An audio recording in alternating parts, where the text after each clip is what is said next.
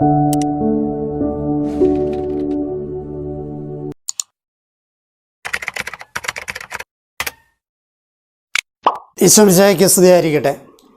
വിശുദ്ധ ജർമൈൻ കുസിൻ്റെ ജീവചരിത്രമാണ് ഈ വീഡിയോയിലൂടെ നിങ്ങളുടെ മുമ്പിൽ അവതരിപ്പിക്കുന്നത്. ഫ്രാൻസിലെ ടൂൾസ് പട്ടണത്തിൽ നിന്നും 13 കിലോമീറ്റർ പടിഞ്ഞാറ് ഭാഗത്തായി പിബ്രാക്ക് എന്നൊരു ഗ്രാമമുണ്ട്. 16-ാം നൂറ്റാണ്ടിൻ്റെ അവസാന കാലത്ത് അവിടെ 200ഓളം കുടുംബങ്ങൾ താമസിച്ചിരുന്നു. അധ്വാനശീലരായിരുന്ന ഗ്രാമവാസികളുടെ പ്രധാന വരുമാന മാർഗം കൃഷിയും ആടുവളർത്തലുമായിരുന്നു. ആ ഗ്രാമത്തിലൊരു പ്രധാനപ്പെട്ട കുടുംബമായിരുന്നു കുസീൻ കുടുംബം. കുസീൻ കുടുംബത്തിലെ ലോറൻറ്റ് കുസീൻ്റെ മൂത്ത മകളായി 1579 ജർമൈൻ കുസീൻ ജനിച്ചു. ലോറൻറ്റ് കുസീൻ 1572 മജിസ്ട്രേറ്റായും 1573 പട്ടണത്തിലെ മേജറായും തിരഞ്ഞെടുക്കപ്പെട്ടിട്ടുണ്ട്. അദ്ദേഹത്തിന് 40 ഏക്കർ കൃഷിഭൂമി ഉണ്ടായിരുന്നു.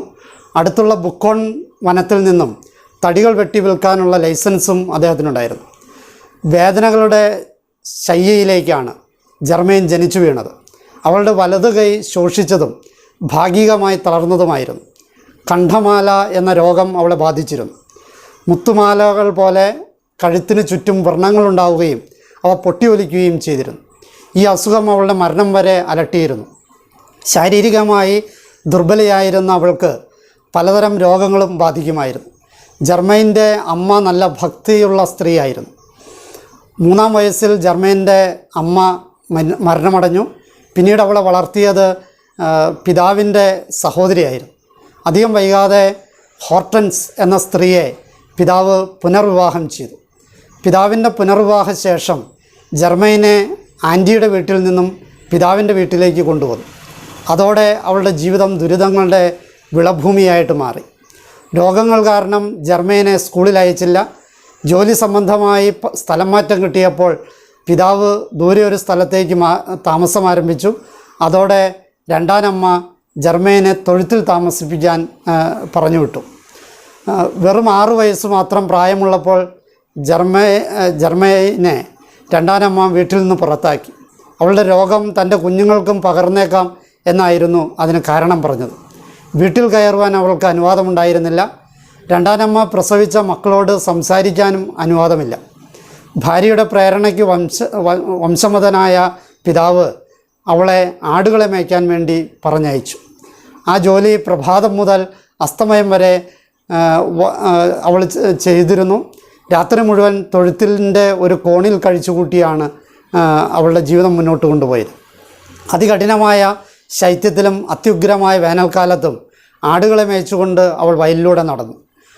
ആടുകളോടും കോഴികളോടും ഒപ്പം ഉണക്കമുന്തിരി കമ്പ് കൊണ്ടുണ്ടാക്കിയ കിടക്കയിൽ രാത്രി ഭയം നീക്കാൻ ഈശോയെ ഈശോയെ എന്ന് വിളിച്ച് അവൾ ഉറങ്ങാൻ കിടന്നു.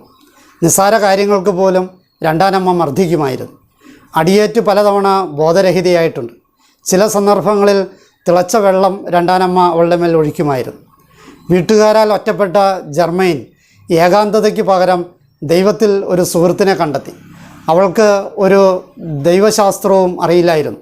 അവൾ പഠിച്ചത് വിശ്വാസത്തിൻ്റെ അടിസ്ഥാന കാര്യങ്ങൾ മാത്രമാണ്. പക്ഷേ ചരടിൽ കെട്ടിയുണ്ടാക്കിയ ജപമാലയും അവളുടെ വളരെ ലളിതമായ പ്രാർത്ഥനകളും എപ്പോഴും അവളുടെ കൂടെ ഉണ്ടായിരുന്നു.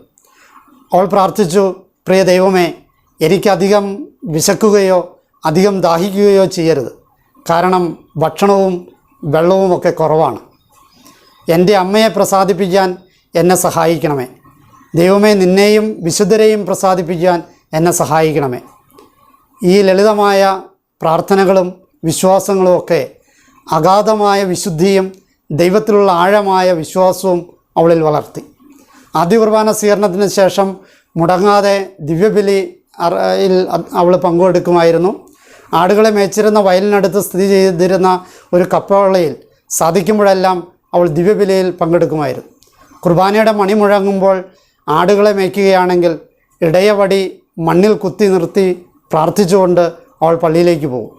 ചെന്നായ്ക്കളുടെ ആക്രമണം ധാരാളം ഉള്ളപ്പോഴും അവളുടെ ആടുകളുടെ അടുത്തേക്ക് ചെന്നായ്ക്കൾ വരാതെ ദൈവം കാത്തുയിരുന്നു. ആടുകൾ അവളുടെ വടി വിട്ട് അധികം അകലെ പോയിരുന്നില്ല. ഒരു അരുവി കടന്നു വേണം ദേവാലയത്തിലെത്താൻ. നനഞ്ഞ ഉടുപ്പുമായി പള്ളിയിൽ നിൽക്കുന്ന അവളുടെ അടുത്തൊന്നും ആരും മുട്ടുകുത്തുകയില്ല. പക്ഷേ എല്ലാവരാലും ഒറ്റപ്പെടുത്തപ്പെട്ട ജർമൈനെ ഒറ്റയ്ക്കാക്കാൻ ദൈവം ഇഷ്ടപ്പെട്ടില്ല. രുചി കുറഞ്ഞ കറുത്ത അപ്പമാണ് അവൾക്ക് ഭക്ഷണമായി ലഭിച്ചിരുന്നത്. അതാകട്ടെ വളരെ കുറച്ച് മാത്രവും. എല്ലാവരാലും ഉപേക്ഷിക്കപ്പെട്ട അവളെ ദൈവം കൂടുതലായി സ്നേഹിച്ചു. എല്ലാം സഹിക്കുവാനുള്ള കരുത്ത് ദൈവം നൽകിയിരുന്നു. എല്ലാത്തിലും ദൈവസാന്നിധ്യം അനുഭവിക്കാനുള്ള വരം ദൈവം അവൾക്ക് കൊടുത്തിരുന്നു. അങ്ങനെ വിശുദ്ധ കുർബാനയിലും പരിശുദ്ധ കന്യാമറിയത്തിലും അവൾ അഭയം തേടി. ഗ്രാമത്തിലെ കുട്ടികളെ ഒരുമിച്ച് കൂട്ടുകയും അവർക്ക് ഈശോയുടെയും മറിയത്തിൻ്റെയും സ്നേഹത്തെപ്പറ്റി പറഞ്ഞു കൊടുക്കുകയും ചെയ്തിരുന്നു. ശരീരപീഡകളും മനോവ്യഥകളും വർദ്ധിക്കുമ്പോൾ അവൾ തൻ്റെ സഹനങ്ങൾ മിശിഹായുടേതിന് തുലനം ചെയ്യുകയും അങ്ങനെ ആശ്വാസം കണ്ടെത്തുകയും ചെയ്തിരുന്നു. പല അയൽക്കാരും രണ്ടാനമ്മയെ വിട്ട് ഇവിടെ നിന്ന് എവിടേക്കെങ്കിലും ഓടി രക്ഷപ്പെട്ടുകൂടെ എന്ന് ചോദിക്കുമായിരുന്നു. എന്നാൽ അവൾ പറയും, എൻ്റെ അമ്മ വളരെ പാവമാണ്. ഒത്തിരി ജോലികൾ ഒന്നിച്ച് ചെയ്യേണ്ടി വരുന്നതിനാൽ ഉള്ള ഉത്കണ്ഠ മൂലമാണ് അമ്മ എന്നെ വഴക്ക് പറയുന്നത്. അവൾ ഒരിക്കലും അമ്മയെ പഴിച്ചിട്ടില്ല. വിശപ്പടക്കാനുള്ള ഭക്ഷണം പോലും ജർമ്മേന് ഇളയമ്മ കൊടുത്തിരുന്നില്ല. എന്നിട്ടും ലഭിച്ചിരുന്നതിൽ നിന്നും ഒരു പങ്ക് അവൾ ദരിദ്രർക്കായി നൽകി വന്നിരുന്നു. തനിക്ക് ലഭിക്കുന്ന റൊട്ടി കഷ്ണങ്ങൾ ഒരു ഭിക്ഷക്കാരനെ കണ്ടാൽ അയാൾക്ക് നൽകി പലപ്പോഴും അവൾ പട്ടിണി കിടന്നിട്ടുണ്ട്. കഠിനമായ പീഡകൾ ക്ഷമയോടെ ഒരു പരാതിയും കൂടാതെ സഹിച്ച ജർമ്മയുടെ ജീവിതത്തിലൂടെ ധാരാളം അത്ഭുതങ്ങൾ ദൈവം പ്രവർത്തിച്ചിട്ടുണ്ട്. ഒരു ദിവസം മഴ പെയ്ത് നദി കരകവിഞ്ഞൊഴുകി. ശക്തമായ ഒഴുക്കുമുണ്ട്. കുർബാനയ്ക്ക് കൃത്യസമയത്തിന് പള്ളിയിലെത്താൻ സാധിക്കാതെ കൂടെയുണ്ടായിരുന്നവർ പിൻവാങ്ങി. എന്നാൽ ജർമ്മൈൻ നദിയുടെ കരയിൽ നിന്ന് പ്രാർത്ഥിച്ചിട്ട് നദിയിലേക്ക് ഇറങ്ങാൻ ശ്രമിച്ചു. പാദം വെച്ചപ്പോഴേക്കും വെള്ളം രണ്ടായി പകുത്തു. പാദം പോലും നനയാതെ അവൾ പള്ളിയിലെത്തി. ഇത് കണ്ട് ഗ്രാമവാസികൾ അമ്പരന്നു.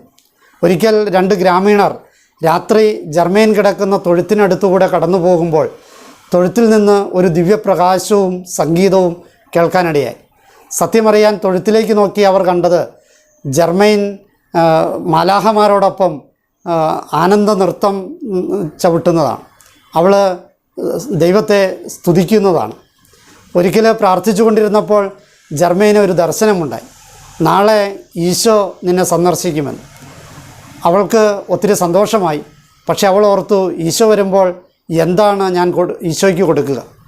ഞാൻ ദിവസവും കഴിക്കുന്ന പൂപ്പൽ പിടിച്ച റൊട്ടി ഈശോയ്ക്ക് കൊടുക്കാൻ പറ്റില്ല. ഇന്ന് വീട്ടിലുണ്ടാക്കുന്ന റൊട്ടി രണ്ടാനമ്മ കാണാതെ ഞാൻ മോഷ്ടിക്കും എന്നവൾ തീരുമാനിച്ചു. എൻ്റെ ഈശോയ്ക്ക് കൊടുക്കാൻ നല്ല റൊട്ടി വേണം എന്നാണ് അവൾ ആഗ്രഹിച്ചത്. റൊട്ടി മോഷ്ടിക്കുന്നത് രണ്ടാനമ്മ കണ്ടു. അവളോട് പറഞ്ഞു, അനങ്ങിപ്പോകരുത്, നിന്നെ ഞാൻ ഇന്ന് നാണം കെടുത്തും. എന്നിട്ട് അവർ അടുത്ത വീട്ടിലുള്ളവരെയെല്ലാം വിളിച്ചു കൂവി എല്ലാവരുടെയും മുൻപിൽ വെച്ച് അവൾ മറച്ചു വെച്ചിരുന്ന ഏപ്രിലിലെ റൊട്ടി കഷ്ണങ്ങൾ താഴെയിടാൻ ആജ്ഞാപിച്ചു. എന്നാൽ അവൾ ഏപ്രിൽ തുറന്ന് ഇട്ടപ്പോൾ താഴേക്ക് വീണത് റൊട്ടിയായിരുന്നില്ല. ആ നാട്ടിൽ കാണാത്ത ഇനം റോസാപ്പൂക്കളായിരുന്നു. ആ രണ്ടാനമ്മ ഒന്നും മിണ്ടാതെ അകത്തേക്ക് കയറിപ്പോയി. ജർമ്മേൻ്റെ വിശുദ്ധിയെക്കുറിച്ചുള്ള കഥകളിൽ രണ്ടാനമ്മ ആദ്യകാലങ്ങളിൽ കൂടുതൽ രോക്ഷാകുലയാവുകയാണ് ചെയ്തത്. ജർമ്മനിയിൽ എന്തെങ്കിലും കുറ്റങ്ങൾ കണ്ടുപിടിക്കാൻ അവർ ശ്രദ്ധിച്ചിരുന്നു. എന്നാൽ പിന്നീട് ഗ്രാമം മുഴുവൻ ഈ വിശുദ്ധ കുട്ടിയെക്കുറിച്ച് സംസാരിക്കാൻ തുടങ്ങിയപ്പോൾ ഈ ഹോർട്ടൻസ് എന്ന് പറയുന്ന രണ്ടാനമ്മ പോലും പിന്നീട് ജർമ്മനോട് മയത്തിൽ ഇടപെടാൻ തുടങ്ങി. ആ രണ്ടാനമ്മ അവസാന നാളുകളിൽ ഒരിക്കൽ ജർമ്മനെ വീട്ടിലേക്ക് തിരികെ ക്ഷണിച്ചു. എന്നാൽ ജർമ്മൻ പഴയ സ്ഥലത്ത് തന്നെ താമസിച്ചു. കഴുത്തിലെ വ്രണങ്ങളും പോഷകാഹാരക്കുറവും കൊടും തണുപ്പും തൊഴുത്തിലെ താമസവും അവളെ ഒരു രോഗിയാക്കി മാറ്റി. ഒപ്പം രണ്ടാനമ്മയുടെ മർദ്ദനങ്ങളും അവളെ അവശയാക്കി. 1601 ജൂൺ 15 ആരുമറിയാതെ അവൾ തൊഴുത്തിൽ മരിച്ചു. മരിക്കുമ്പോൾ പ്രായം വെറും 22 വയസ്സ്. കോഴികളുടെയും ആടുകളുടെയും പതിവില്ലാത്ത ബഹളം കേട്ട് രണ്ടാനമ്മ തന്നെയാണ് അവളെ മരിച്ച നിലയിൽ ആദ്യം കണ്ടത്. മരിച്ചപ്പോഴാണ് താൻ അവളോട് ചെയ്ത ക്രൂരതകളെക്കുറിച്ച് അവർ ഓർത്തത്. പക്ഷേ പശ്ചാത്താപത്തിൻ്റെ കണ്ണുനീർ കാണാൻ ആ മാടപ്രാവ് ഉണ്ടായിരുന്നില്ല. സാധാരണ രീതിയിൽ ജർമ്മൻ്റെ ശരീരം സംസ്കരിച്ചു. 1644 ജർമ്മൻ്റെ കുടുംബത്തിലെ മറ്റൊരു സ്ത്രീ മരിച്ചു. അടക്കം ചെയ്യുന്നതിനായി കുടുംബക്കല്ലറ തുറന്നപ്പോൾ 43 വർഷം മുൻപ് മരിച്ച ജർമ്മൻ്റെ ശരീരം ഒട്ടും അഴുകാതെ തന്നെ കണ്ടെത്തി. കത്തോലിക്കാ സഭയിൽ നിരവധി വിശുദ്ധരുടെ ശരീരം അഴുകാത്തതായുണ്ട്. എന്നാൽ ശവസംസ്കാരത്തിന് വെച്ച പൂക്കൾ പോലും വാടിയിട്ടില്ലാത്തത് അപൂർവ ചരിത്രമാണ്. ഇപ്പോഴും ആ പൂക്കളുടെ സുഗന്ധം പിബ്രാക്കിലെ പള്ളിയിലെത്തുന്നവർ ആസ്വദിക്കുന്നു. വിശുദ്ധ പ്രഖ്യാപനം നടത്തിയ 9-ാം പിയൂസ് മാർപ്പാപ്പ വിശ്വാസികളോട് പറഞ്ഞു, ജർമ്മൈൻ്റെ പക്കലേക്ക് പോവുക. ഇങ്ങനെയുള്ള പുണ്യവതികളെയാണ് ഇന്ന് സഭയ്ക്ക് ആവശ്യം. ഫ്രഞ്ച് വിപ്ലവകാലത്ത് ചില പട്ടാളക്കാർ പള്ളി ആക്രമിക്കുകയും അവളുടെ ശരീരം വേഗം പൊടിഞ്ഞു പോകുവാൻ വേണ്ടി കുമ്മായം വിതറുകയൊക്കെ ചെയ്തു. പക്ഷേ ഈ നീചകൃത്യം ചെയ്ത പടയാളികളെല്ലാം മാരക രോഗത്തിൽ പീഡിപ്പിക്കപ്പെട്ടു. വിപ്ലവശേഷം കുഴിമാടം തുറന്ന് പരിശോധിച്ചപ്പോൾ യാതൊരു കേടുപാടും ശരീരത്തിന് സംഭവിച്ചിട്ടില്ല എന്ന് വ്യക്തമായി. ഖബറിടം തുറന്ന വർഷം റിപ്പോർട്ട് ചെയ്യപ്പെട്ട 400 അത്ഭുതങ്ങളിൽ മനുഷ്യബുദ്ധിക്ക് അസാധ്യമെന്ന് തോന്നുന്ന അത്ഭുതങ്ങളുമുണ്ട്. 1867 ജൂൺ 29-ന് 9-ാം പിയൂസ് മാർപ്പാപ്പയാണ് ജർമ്മനെ വിശുദ്ധിയായിട്ട് പ്രഖ്യാപിച്ചത്. അനാഥ ശിശുക്കളുടെയും അരക്ഷിത ബാല്യങ്ങളുടെയും ശാരീരിക വൈകല്യമുള്ളവരുടെയും പ്രത്യേക മധ്യസ്ഥയായി വണങ്ങുന്നവളാണ് വിശുദ്ധ ജർമ്മൈൻ. അവളുടെ തിരുനാൾ ജൂൺ 15-നാണ്. എല്ലാ വർഷവും ജൂൺ 15-ന് പിബ്രാക്കിലെ പള്ളിയിലേക്ക് തീർത്ഥാടകർ ഒഴുകിയെത്താറുണ്ട്.